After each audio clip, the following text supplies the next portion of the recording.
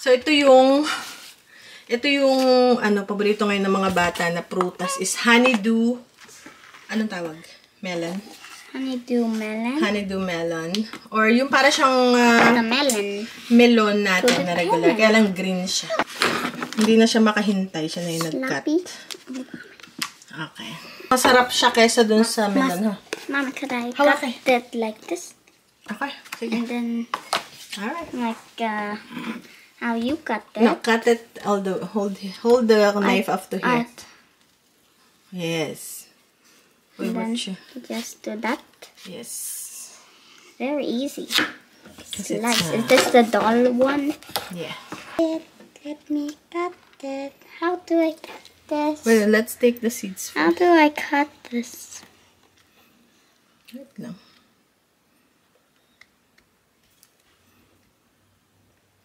Okay. So, like this. Hold it. Ah, yan. Mama, yan. That's what I'm gonna say. Mommy, yan. Niloloko mo ka? What loko mo ko? Are you kidding me? Ah, right. Right. Wait, I can... Easy. Try na ni Kuya. So, tamis? Tamis. Ano, Ben? Paborito nila yan. Yeah. So good. So good, yeah. Ito na guys, kinat ko na siya. Masarap siya talaga. Masarap to na nito. Ayan. Masarap din yung orange. Pag ano siya. Pero ngayon, ito talaga yung paborito nila. Green na cantaloupe or honeydew melon. Melon na green. Ayan, hanapin niyo kung meron dyan sa Pinas. Parang siyang sayote, no?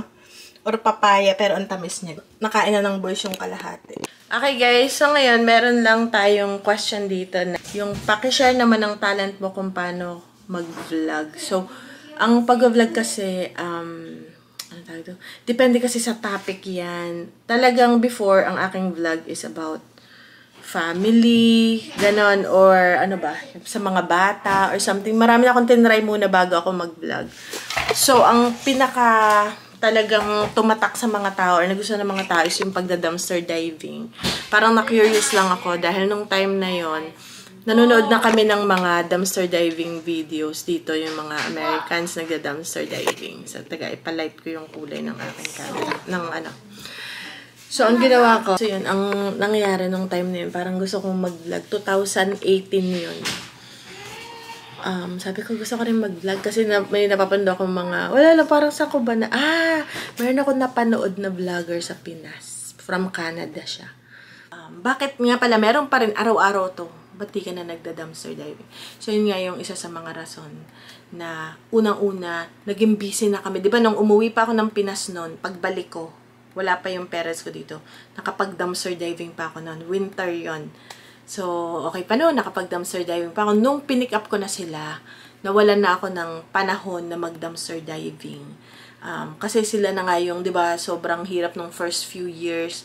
Andyan sila, paano pa makapag-dumpster diving nun?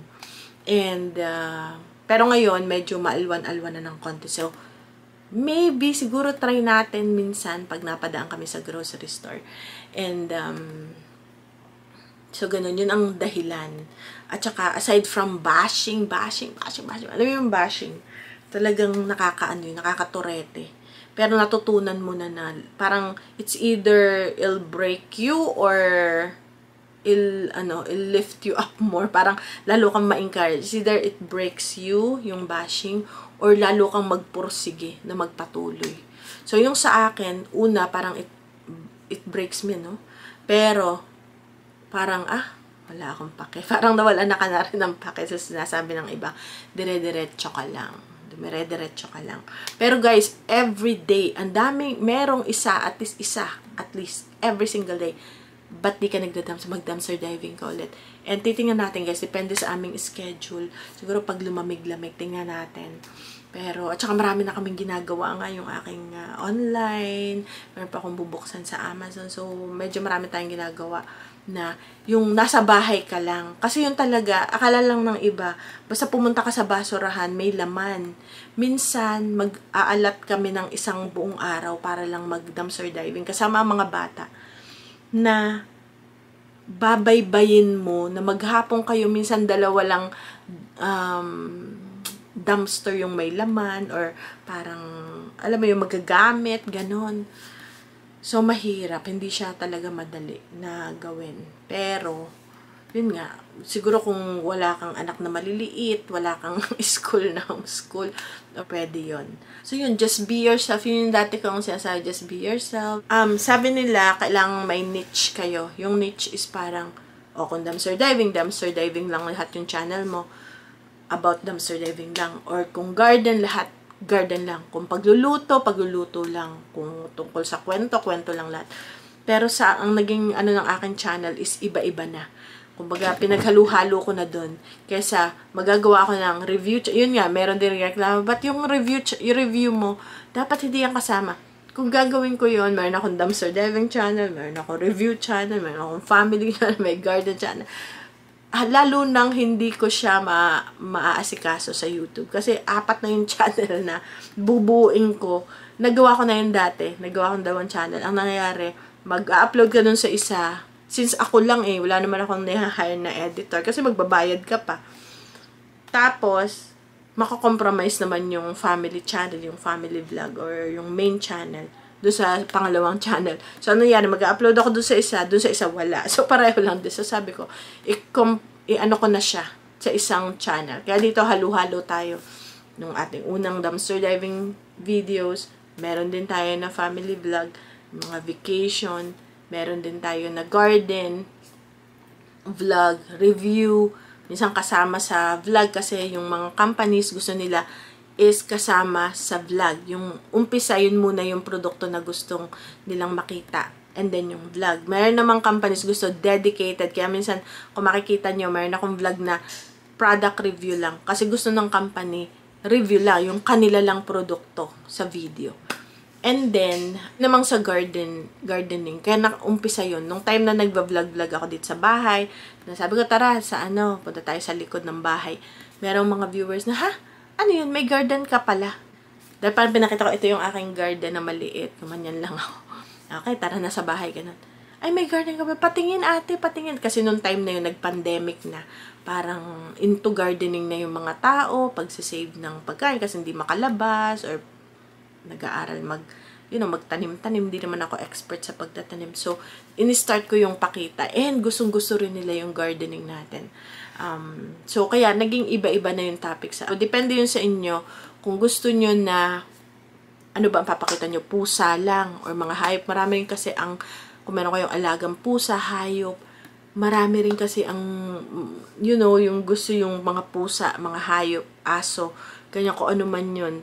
Na, especially yung mga short videos, TikTok, Instagram, dyan, yung may igsing videos. Hindi ko pa rin yan masyadong nagagawa. Meron na akong Instagram, meron na akong TikTok guys, pero hindi ko naasikaso yun nga sinasabi ko.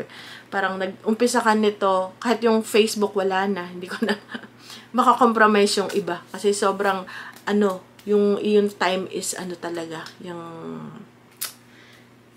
naka-manage na ganon. Ang tawag doon? Hindi mo kaya lahat sa isang araw. Dahil hindi lang naman yun ang ginagawa mo. And then, ano pa ba? So yun guys, kailangan alam nyo yung niche kung gusto nyo sa hayop, sa pero depende sa inyo. Sa akin kasi labo-labo. So kung sinong may gusto ng gardening, yun lang yung manonood ng gardening. Kung sinong gusto ng dumpster diving, yun lang manonood ng dumpster diving.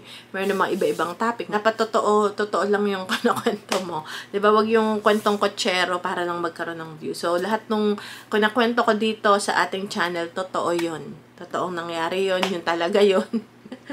Walang stage dito sa akin channel. So, yun nga. So, pakatotoo lang.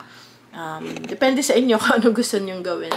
Pero, kasi mas madaling magkwento, mas madaling wala akong script. Never akong nag-script sa aking channel. Yung iba parang narinig ko, may script, may binabasa, or may sa akin wala. Basta ako, pag bukas ng aking camera, yun na yun. Ito guys, nagduto tayo. Dahil hindi naman kailangang i-script yung aking O, ito guys, maghiwa tayo ng kamatis. Hindi mo naman kailangan ng script nun. So, hindi siya scripted. Hindi ko alam na yung palang iba is scripted or may script sila na ito ang sasabihin ko. Sa akin kasi pagbukas ng camera ko, tara na, yun na, daratsyada na. Una, wala akong time na mag-script pa. Or siguro pag meron akong points na sasabihin, like yung, oh ganito, may viewers na sabi ganito. Lilista ko yung importante na points para matutunan din natin yung, o ganito, yung pampatay sa pulgas. Para yung iba, hindi na rin magtatanong sa ano daw yung ginamit mo or ano yung mas maganda kasi hindi ko rin naman alam. So, yung mga comments nyo is akin siyang tinatara. Yun lang, parang binabasa ko lang.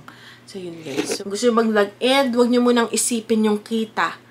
Yung kita is darating yun eventually. Kasi ako, kung ang inisip ko nun, alam ko kaya ako nag-vlog, parang may kita, no?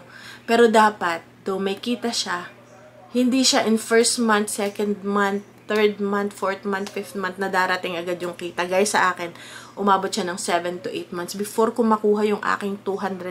270 yata yung $270.